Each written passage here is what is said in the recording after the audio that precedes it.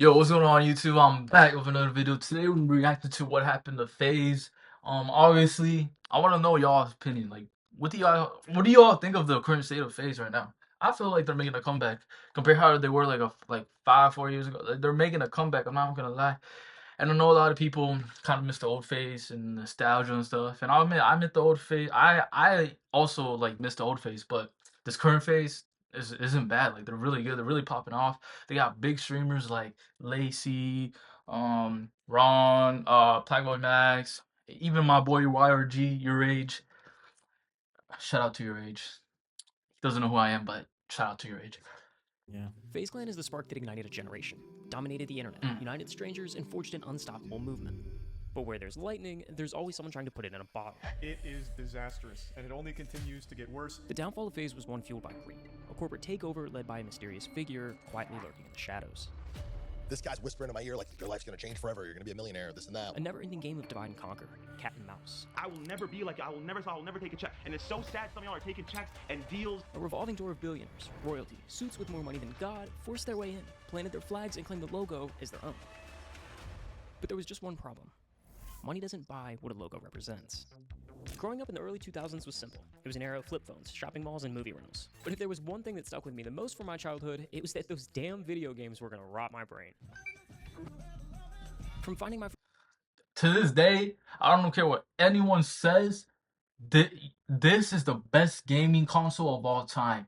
Xbox 360 is the best gaming console of all time. It had the best games, and I don't care that PlayStation had like the exclusive and stuff. Like I know they had what they had over us. What did they have over us? They had Last of Us, Uncharted. Like I mean, I always wanted a PlayStation, but I'm glad I got a 360, bro, for my childhood, bro, because 360 is just a different gravy, bro. First diamond in Minecraft, The best gaming console of all time. Establishing a crippling gambling addiction at the age of 10, video games completely consumed my childhood. Now, I'll be the first to admit, gaming wasn't considered cool back then. Honestly, most people just thought it was made for nerds. But then someone jumped off a crane, spun around 3 times mid-air, and trick-shotting was born. Oh my god! As YouTube exploded in the late 2000s, and blockbuster titles like MW2 and Black Ops took over like wildfire, a new wave of gamers emerged. And at the forefront of this revolution was a group of friends who weren't just playing the game, they were breaking it. FaZe wasn't necessarily about winning matches. They were about creating moments, the kind that you couldn't ignore. Instead of focusing on objectives like capturing flags or planting bombs, FaZe members were in the lobby for one reason: trick shots. Bro, I don't know how they get these trick shots, bro. Like, I just don't believe Every it. trick shot was a performance, and FaZe turned these performances into art. Their iconic ill cam montages sync perfectly with music, transform simple kill cams into viral phenomena. These videos weren't just highlights, they were cultural statements. And every last detail was so effortlessly perfect. When it was to like be asked to join FaZe back then, I cried. No contracts, no anything. Like it wasn't even a question. If you played Call of Duty during that time, your dream in life was to join FaZe. What started as 3 guys playing video games and making videos quickly became one of the most exclusive status symbols in all of gaming. With members across the globe and thousands dreaming of being invited, being a part of FaZe meant you were somebody. You sat at the hypothetical cool kids table of the gaming world. Now, for most, that's what it would stay. Just a random sequence of 4 letters and a gamer tag. But for a select group, they would decide to take this opportunity and run with it. What's up, guys? My name is FaZe Temper, and this is the FaZe and G Fuel House. Founding members Temper, Apex, Rain, and Banks made a pivotal decision to transform their passion into a legitimate... Founding members Temper, Apex, Rain, and Banks made a pivotal decision to transform their passion into a legitimate business. They split equity equally among themselves, each taking 25%, and began laying the foundation for what would become a viral empire. So I'm here with Richard Banks, my new roommate. They decided to take the Xbox parties into real life, moving into a house together in New York. So I'm gonna be moving from California to New York. Yeah, this is not something I really planned on doing. The New York house wasn't about calculated moves. It was a natural evolution that I think just about every guy ever has gone through. And by sharing a space, they created this environment where creativity thrived, and their synergy was captured in every piece of content. I love that so much. No! Without even realizing it, they pioneered the content house model. Team 10. They legit did. A lot of people think Team 10 did, but it was FaZe who did it first. FaZe is literally the pioneer of content house. Hype House and countless others would later replicate this formula, all creating carbon And Sidemen too, bro. Sidemen came up too. Damn. copies of this exact But it all started with FaZe. strategy. The content house model works so well because each person acts as a character in the other's vlogs. It's a way to cross-pollinate audiences. If one member succeeds, everyone succeeds. And my god, did FaZe Clan blow up during this era.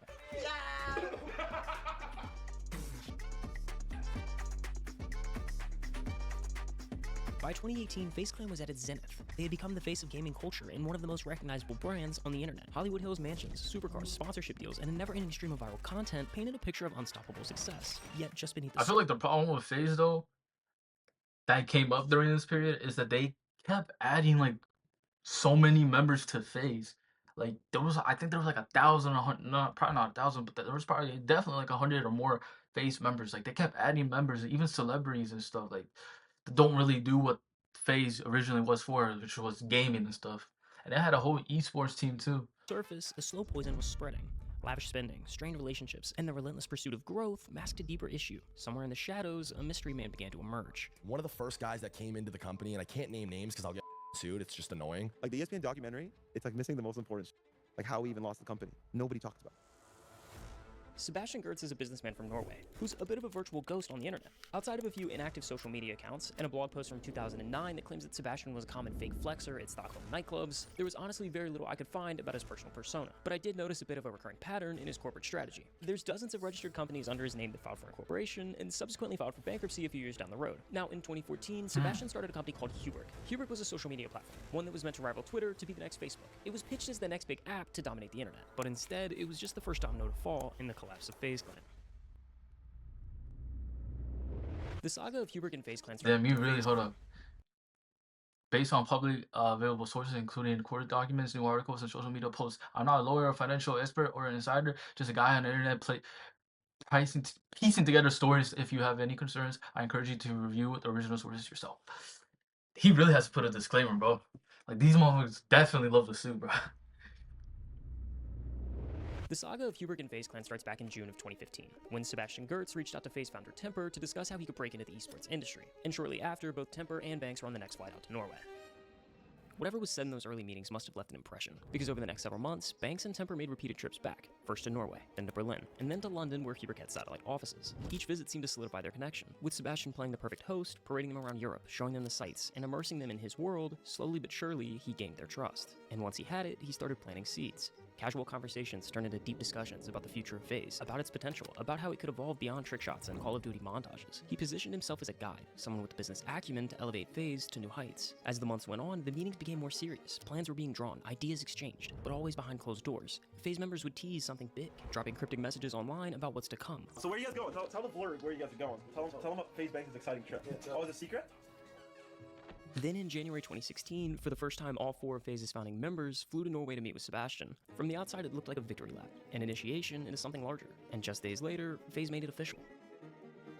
According to Sebastian, Hubert had invested $1.3 million into FaZe Clan to help him grow. And with that money came a new 1.3 direction. million. The first major move. That's crazy because FaZe is worth way more than that now. Like, let's just do a little calculation, little pocket watches.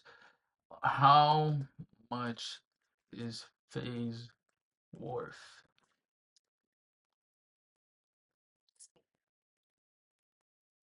$14.12 million USD. However, it's important to note the company's network and financial status can factor based on various factors such as market condition, and business performance.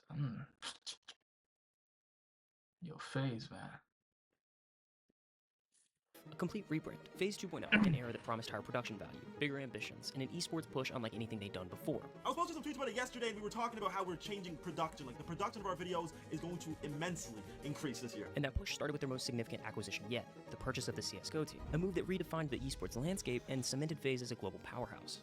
From the perspective of the FaZe guys, Sebastian was nothing short of a wizard. In a matter of just months, Bro, how much do these esports, like, I always wanted to be in esports, but like low-key there's so many tryhards that it's like literally impossible. But like if I was in esports, bro, that's low-key like the best career right there.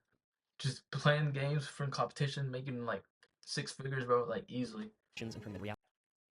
Oh, Oxford Dictionary. What?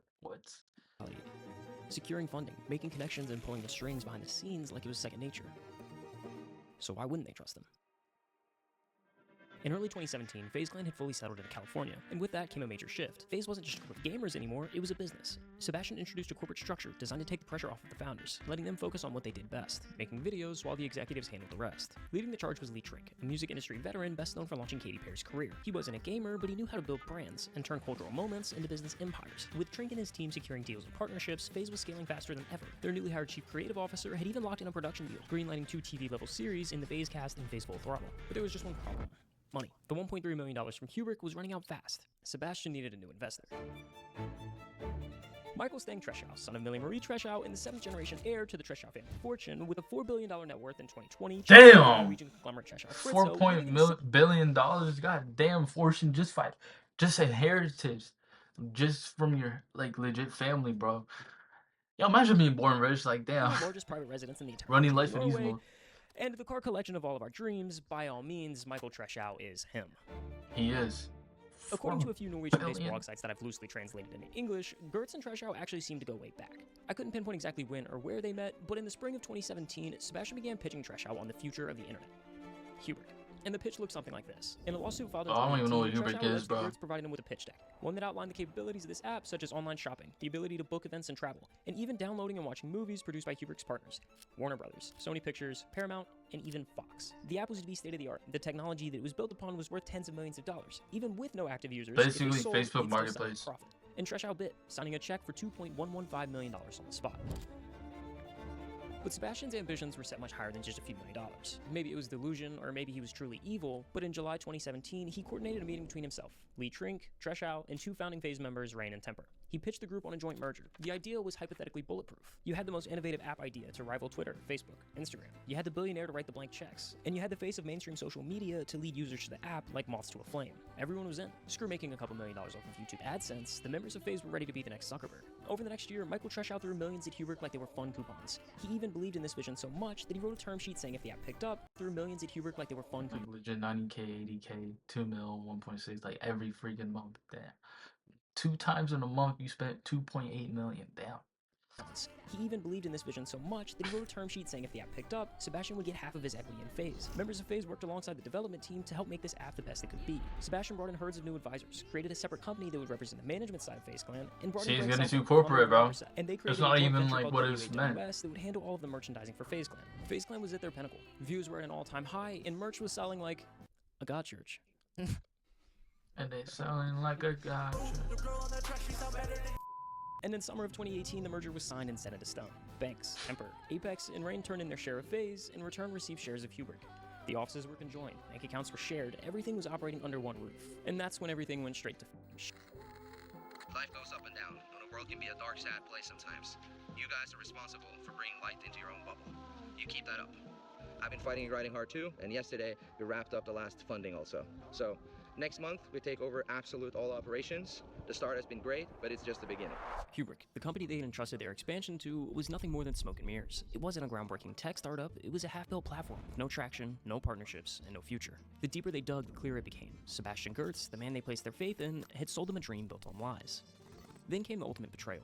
Gertz allegedly forged signatures on a key term sheet. Bro, they should have checked his stats, bro, before like making any deals. Like before he said in the video that he had a bunch of companies that failed before this. Like they should have checked like this man's like track record before making a huge deal. Like giving whole like I don't know how much ownership he had on FaZe, but Stealing Treshow's shares and declaring himself the single largest. But I wonder stakeholder in the FaZe Clan. The realization got it felt like a back, gut though. punch. FaZe wasn't just in a bad business deal; they'd been outright deceived. What followed was nothing short of a corporate coup. One by one, those who had once stood by Gertz turned against him. FaZe's leadership, its investors, even the executives he had installed, all joined forces to push him out. And when they did, it wasn't a quiet departure, it was a total eradication. Reports surfaced of FaZe members storming Kubrick offices. They raided this man's office, bro. Damn, bro. Imagine that. Like you trying to build something, and then everyone just turns against you, bro, because I feel like that's. I mean, he was a scam artist, bro. At the end of the day, damn, they really raided this man's office. Departure, it was a total eradication. They Reports surfaced actually of FaZe raided members it. storming Kubrick offices, shutting down systems, changing passwords, freezing bank accounts, seizing back control of what was theirs. The House of Cards collapsed overnight. Allegations of corporate espionage, fraud, and financial mismanagement flooded the legal system. Lawsuits erupted on all sides. FaZe sued Kubrick sued back, and the entire mess unraveled into a legal war zone that would take years to clean up. For a while, FaZe kept the chaos under wraps, but then another betrayal sent shockwaves through the community. Only this time, FaZe wasn't the victim. They were the villains. Tfue, one of FaZe's biggest stars, dropped a lawsuit that rocked the industry. He wasn't just calling out a bad deal, he was lifting the curtain on exploited contracts, unfair revenue splits, and FaZe was suddenly exposed. Hold on, let me look at this. Hold on. So brand deals bought by FaZe. Tfue gets 20%, FaZe Clan gets 80%. In-game stick merchandise 50-50. 50-50. 50-50. Prize on tournaments 80-20. Lifting the curtain on it. Yo, damn, Tfue got like Tfue was really their guy, huh? Like they literally split 50-50 on most things and then 20-80 on like merchandise. Like damn. Exploited contracts, unfair revenue splits, and FaZe was suddenly exposed as the very thing they once stood against. Tfue is suing FaZe Clan! I'm gonna be real with you. This is very weird. What is in his contract is so bizarre. It's so To understand what happened here, you have to understand Hollywood. It's a city built on hype and illusions, where famous currency and exploitation is the business model. We've seen it happen to child actors, YouTube stars, TikTok influencers. Young talent gets plucked from obscurity, handed a contract, and before they know it, they don't own a single thing. FaZe was supposed to be different, but Turner's lawsuit shattered that facade. The brand was hemorrhaging trust. Despite Kubrick's deception about their app's viability, FaZe settled the debacle outside of court, conceding 15% of the company's equity to Sebastian. In doing so, they weren't just relinquishing shares. They were surrendering a piece of their very identity. The 4 letters that were once worn like a badge of honor in gamer tags now felt like a walk of shame. What once symbolized dreams, brotherhood, and a new era of gaming had become a punchline. The founder spoke openly about it, how wearing the logo felt like carrying the weight of a failed promise. I couldn't even wear this logo for years, you know what I mean? And just like, I was like ashamed of it, embarrassed about it. So they did what many do when their world collapses. They numbed it. Drugs, alcohol, reckless spending. It wasn't a party, it was an escape. Damn. Come on, I know it's a waste of money, but doesn't that look fire? And while the founders spiraled, the boardroom tightened its grip. New What the executives. fuck is this my man on? And while the Hold founders on, what the spiraled, fuck is this? My man's the fucked. boardroom tightened its grip.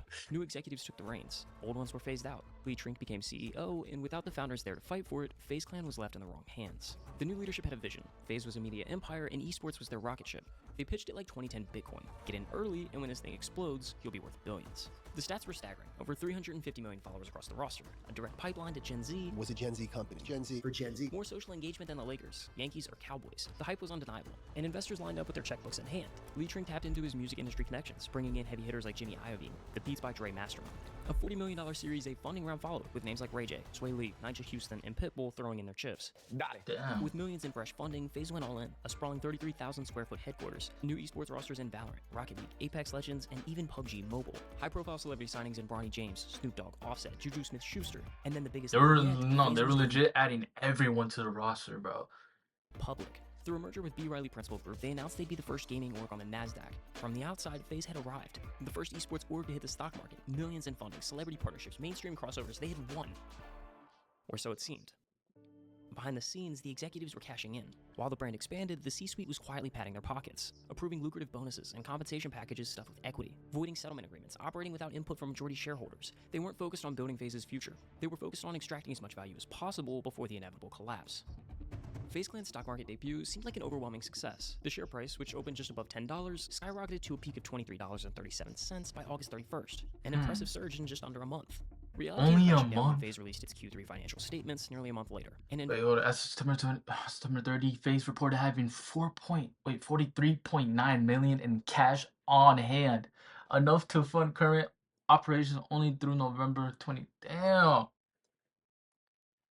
I mean, it's FaZe, bro. I'm not surprised, but just looking at these numbers is crazy. investors began to see through the smoke and mirrors. The report revealed a jaw-dropping $130 million operating loss. As soon as shareholders saw the financial mess FaZe had gotten itself into, FaZe promised 100 million to investors. If it got less than 330 million, now what? panic set in. Investors, realizing the company was essentially bleeding itself dry, ran for the exits. The stock price didn't just dip, it collapsed, plummeting over 95% over the next few months, and eventually bottomed out at just 14 cents per share.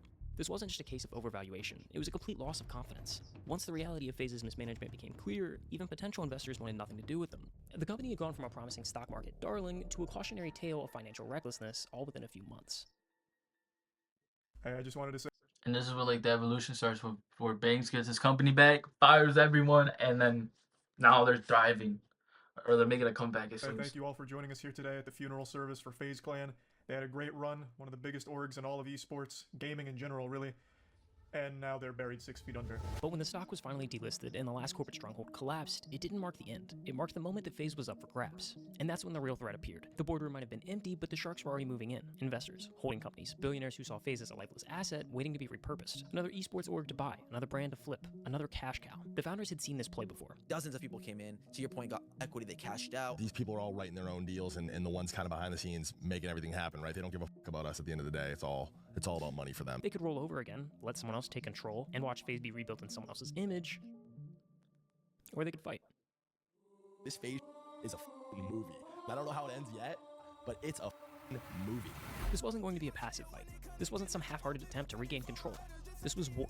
And if FaZe's enemies had taught them anything, it was how to play dirty. I feel like these has overcomplicated it for a long time. I'm done being told no. For years, suits had come in, stripped the company for parts, exploited the name, and milked the fans dry. Now, Banks was taking a page out of their own book. No politics, no negotiations, just absolute destruction. If you don't with this vision, if you're not in line with this, see you at the top. He wiped the entire slate clean. Dozens of members kicked, contracts torched, socials blamed. A bunch. And there was this one FaZe member who's like a female, and she's saying she got kicked out because she's a girl, which is completely bullshit, bro. Like you're really making up shit up just because you got kicked out of FaZe, bro. I mean, I'll be honest, if I got kicked out, I'll get fucking pissed too. But still, like, making shit up like that is crazy, though. But yeah, this were Banks, big boy Banks. Bangs, FaZe He Bangs. wiped the entire slate clean. Dozens of members kicked, contracts torched, socials blamed. The logo, the brand, everything went silent for months. FaZe wasn't dying, it was shedding its skin. We're turning the chapter and we're doing new. This wasn't about nostalgia, this wasn't about fixing what was broken. This was about burning the whole damn thing down and rebuilding it from the ashes. There's a lot of things that are going to happen, a lot of changes that are coming. For years, people said FaZe was over. They said it could never be what it once was. But the thing about FaZe, it doesn't die. It can't be bought. No matter how much money you have, you can't buy what we created. It's not a stock price, it's not a balance sheet, it's not a marketing play. It's an idea, a legacy, a culture. And no matter how many times you try to kill it, it always finds a way to crawl back out of it. When the rebuild was finally announced, Banks pulled from the original playbook. The new roster wasn't rebuilt with A-list celebrities or recycled esports veterans. There was no overpriced signing spree or desperate attempt to buy relevance. Instead, they went back to their roots, picking up real grinders, the ones who actually wanted to be there. Blackboy attempt to buy relevance. Instead, they went back to their roots, picking Blackboy Max, got Ron, Lacey. up real grinders, the ones who actually Oh, your age.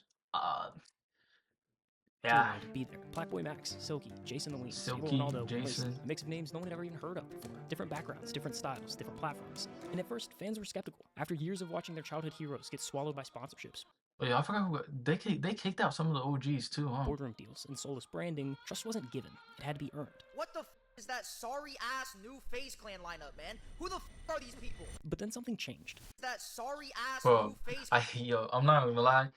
This guy be on my For You page, and it'd be so annoying, bro, because he just be yelling like this, bro.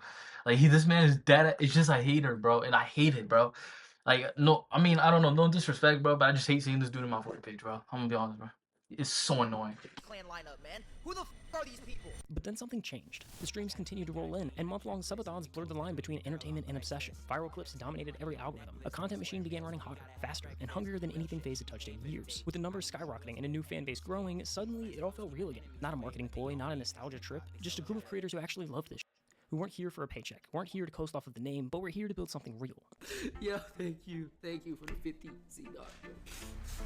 Jason, I got you a taco! FaZe wasn't for sale anymore. They shut down the stores. They ripped the brand deals off of their streams. They walked away from millions on purpose. This wasn't about squeezing every dollar out of the brand. This was about earning respect again and creating the content that the fans actually wanted. The founders had been through the fire. They had trusted the wrong people. They had watched their creation be gutted from the inside out. And now they weren't just rebuilding FaZe, they were protecting it. Banks, Temper, Apex. They became the mentors they never had. The guides they so desperately needed when this journey first started. They reclaimed FaZe to answer the what-ifs. To see what could have been if the first domino hadn't fallen. Smothering that spark nearly a decade ago.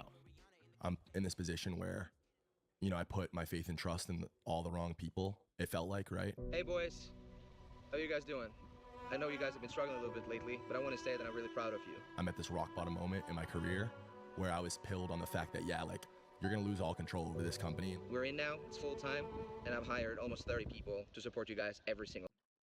It's fucking clown right here, bro. A freaking clown, bro. Like, legit, bro.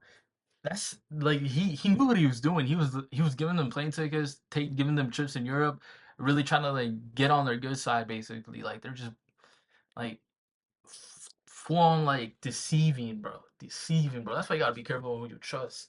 single day. The crossover and like the way the Venn diagram works with my dad and how much he loved it. And his advice ringing through my head, trust yourself, trust your gut. There's going to be people trying to take this from you. Tell me and Tommy before we moved to New York. Before it even happened. And you think it's your dad being a dad, like, dude, shut the up. Like, we know what we're doing. It's not that serious. It's not that deep. We play Call of Duty. Like, calm down. You always listen to your dad. Always listen to your parents, bro. They always know what, not always, but most of the time they do. 80% of the chance they know what they're talking about. 20% that's just bullshit, but make sure you listen to your parents. I'll never be able to fully come to terms with the fact that, like, that's the note that my dad had to leave on, was seeing, like, me in that tough spot, because he saw it, you know what I'm saying? It's horrible. Like, it's something that I'll never fully be able to, Those pills? make sense, you know what I mean? But it was his favorite thing that's ever been created, and that's kind of what I'm doing it for, you know what I mean? Yeah. But that's what matters. The shit we're talking about right now, that is what matters. Like you said, it's what you leave behind. It's like, if I could help one kid accomplish that with his dad. You want to say hi to my dad? Hey! Papa, how are we? Like, you know what I mean? Not to get, like, super, like, poetic or cliche about it, but, like, that is all I want. Like, that's all that I want for the rest of my life. Your son is 20 out of 10. He is the best. He's one of the best people I've ever met my whole life. He did an amazing It's job. so wholesome, bro. I'm so proud of FaZe, bro. Like, they're legit wholesome right now, bro. Wholesome ending. And I'll never not trust myself again. I'll never allow myself to get that close to somebody who doesn't give a about me or doesn't have the same vision, priorities, values as me. Ever again. I'll never allow it to happen. Ever again. Damn, what an ending, bro. FaZe, bro. This video got me shedding a tear, bro. Shout out to this golf cart. Yeah, golf cart. Yo, I'm gonna put the video down below if y'all want to check it out.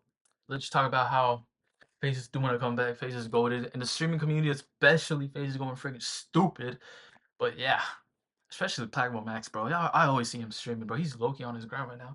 And he be doing music and beats and, like, inviting these rappers, bro. I saw this one stream where he invited, what's his name?